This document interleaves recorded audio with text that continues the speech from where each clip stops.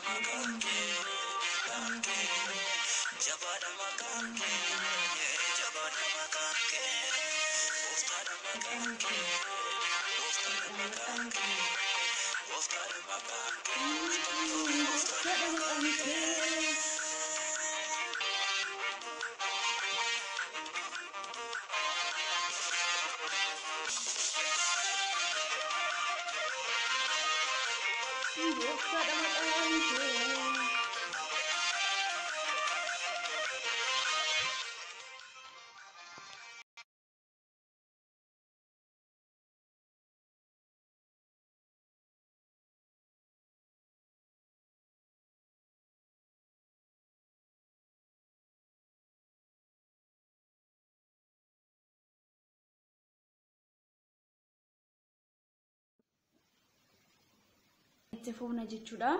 Egaa xiqqoo sagantaa jechuudha kaameraan koo irra sirriimti jechuudha. Yaanni waaqayyoo akeekni waaqayyoo immoo yeroo hundumayyuu galma hin ga'a jechuuf hin jaalladha jechuudha. Waaqayyoon walii wajjin hin kadhanna jechuudha. Akka nuti immoo isa barannu isa dhageenyutti immoo akka jiraannuuf waaqayyoon hin kadhanna jechuudha.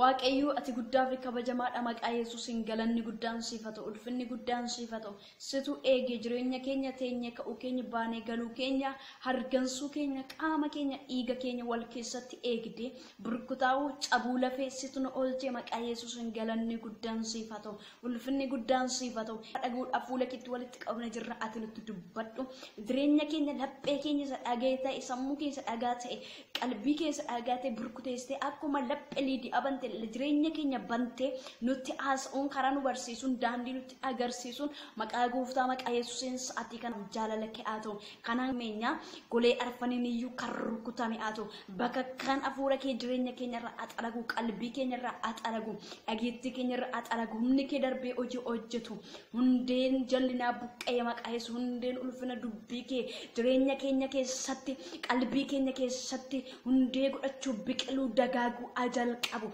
Kanan gootarraa wattas agalatu maqaa gooftaa maqaa ameen. Qeesna eebbisu eebbifamaa jechuudha. Wangeela Yohaannis boqonnaa 35 saniif dubbisa jechuudha. Xiqqoo kaameraan koo jira. Wangeela Yohaannis boqonnaa 35 akkas jedha. Mata dureen kun jechuudha buddeena jedha yookiis immoo buddeena nyaachuu barbaaddaa kan jedhu jechuudha. Naaf qabadhaa jechuudha. Ergama ture keessaa keessatti wangeelaanis boqonnaa 6:35 yommus Yesuus ana buddeen jireenya gara koo kan dhufu hin beela'u kan anatti amanus matuma hin dheebotu akkuma ani isinitti hime isin ana argitanitu garuu hin amantan abbaan koo anaaf kan kennu hundinuu gara koo hin dhufa isa gara koo dhufus ana ofirraan ari'u fedha ofii kootii raawwachuudhaaf miti fedha sana ergee raawwachuudhaafan waaqa irraa gadi bu'e malee inni na erge immoo waaqa irraa anaaf kenne keessaa tokko illee ana.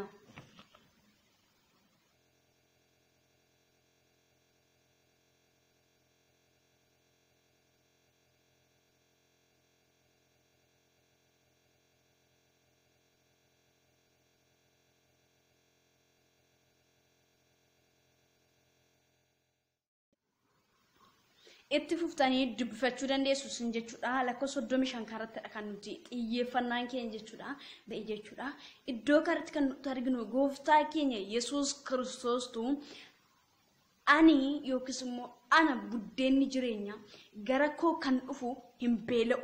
Yesuus kan amanu immoo hin dheebotu jedheeroon itti dubbatu argina jechuudha. Maalirratti hundaa'ee yoo ta'e jechuudha. Fakkeenyaaf ati jechuudha qixa jirtu keessatti lafa jirtutti dheebachaa jirta beela'aa jirta yeroo kana tarii homaan nyaanne ta'uu dandeessa marmaan kee duwwaa ta'uu danda'a buddeena dhugaa inni ta'e kan dhamdhama gaarii of keessaa qabu kan namatti mi'aawu dhamdhamni isaa yeroo hundumaa na nyaadhu na salatta'e yookiis immoo na dadhabsiise na nuffisiise kan hin jenne buddeena isa dhugaa ta'e Yesuusin nyaadhu Yesuusin nyaattee jennaan beela'uun hin jiru dheebachuun hin jiru Yesuus immoo akkamitti nyaatamaa jechuu dandeessa sagalee isaati jechuudha. Sagalee isaa gaafa nyaattu beelli fi rakkinni dhiphinni wanti sitti dhaga'amu hin jiru jechuudha. Maaliif immoo akka kana jedhee gooftaan keenya Yesuus Kiristoos dubbata iddoo kanarratti jechuu dandeenya jechuudha. Wangeeluma Yohaannis boqonnaa 6:9 irratti jechuudha. Yerootti qurxummii 2 fi buddeena 5 yerootti gooftaan keenya Yesuus Kiristoos eebbisee saba 5,000 nyaachiseetu jira jechuudha. Maaliif immoo jarri sun immoo hadhas immoo buddeena barbaacha isaan waan garaan isaanii guuteefi waan isa raqatti gadi badu sana isa nyaatanii fi wajjin adeemaa jiru wajjin imalaa jiru. Kiristoos garuu isa kana osoo hin taane buddeena dhugaa ta'etu buddeena isa dhumuu hin dandeessa nama beelessuu hin dandeenyetu ana jedhee gooftaa keessatti dubbata jechuudha. Yeroo sana keessatti maal beeku isaan waa'ee Musee beeku. Museen abaabilii isaanii keessatti mannaa waaqarraa harcaasee yeroo itti nyaachisaa turetu jira jechuudha. Yeroo sana jechuudha mannaa jechuun karaa gabaabaa nyaata jechuudha. Nyaatichi yeroo dheeraa kan hin turre nyaata guyyaa 2-3 bulee jennaani tun turiini yeroo dheeraan turre dafee alaa'uu yookiis immoo ajaa'uu danda'u jechuudha. Mannaa jechuun jechuudha nyaata jechuudha. Museen yeroo itti waaqayyo dubbatetti ajaja waaqayyo raawwatee yeroo itti waaqa keessaa mannaan harceessamni sa'ee soorata nyaataa ittiin imala lafa onaa hongee keessa adeemaa turedha jechuudha. Mannaa jechuun jechuudha. Hiikkaan isaa kanadha jechuudha. Kanaaf iyyuu jechuudha iddoo kan isa yaadatanii isaan ammas immoo isuma nyaanna jechuudhaaf wajjin deemu malee buddeena isa dhugaa ta'e kana hin beekan jechuudha. Yeroo sana mannaa isa yeroodhaa fi nama fayyadutu harcaa waaqarraa bu'a ture. Iddoo kanatti garuu isa dhugaa isa yeroo hundumaa alaa'uu hin dandeenye saamuu kan hin dandeenye xuraa'uu kan hin dandeenye Kiristoostu isaan gidduu jira isaan gidduu dhaaba. Isaanitti haasa'aa jira isaanitti dubbataa ture. Maaltu buddeena afaan qabaa'oo hin dubbataa eeyyan dubbata. Buddeenni kun buddeena dhugaadha waan ta'eef afaan qabu isa dubbisu nama dheebuu nama baasuu danda'u isa nama nyaachisuu danda'u isa nama quubsuu danda'udha waan ta'eef jechuudha.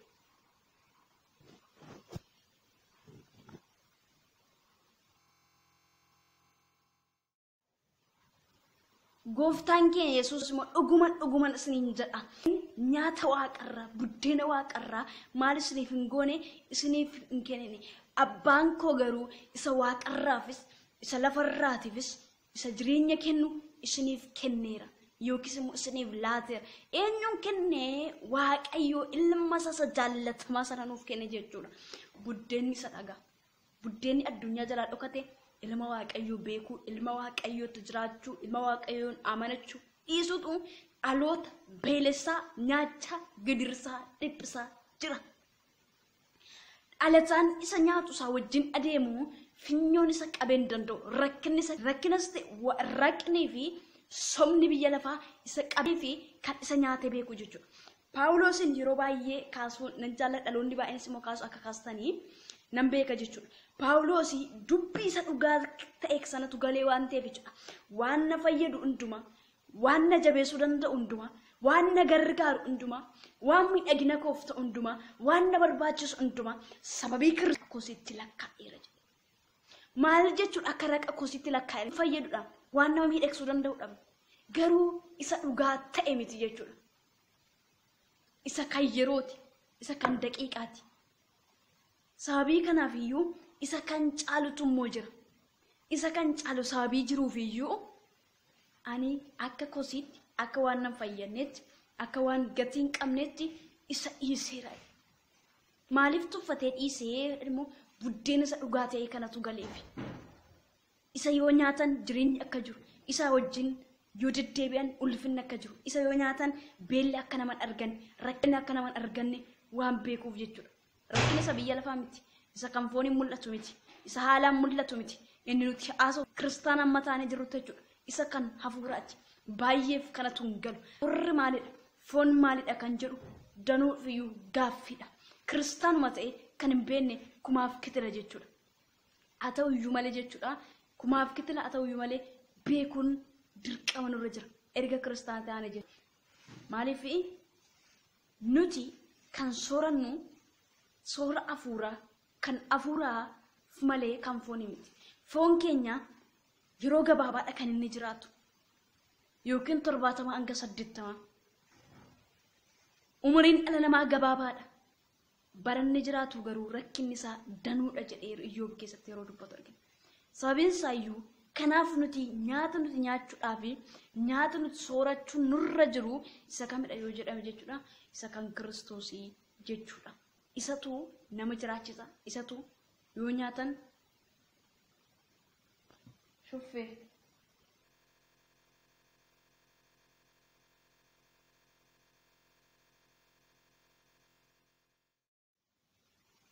kan dubbisa jechuudha. Asin nan dubbisa lakkoofsa 40. Abbaan koo namni ana ilma isaa kanatti amanus hundinuu jireenya baratuuf hin fedha. Anis guyyaa booddeetti duusa nan kaasadha. Ilma isaa lafaa jiru anatti kan amanu jireenya bara haa qabaatuuf waaqayyoos hin fedha. Anis immoo guyyaa booddeetti isa nan kaasa. Dhalli namaa du'aa akka ka'u hin beeku yoo ta'e rakkisaadha.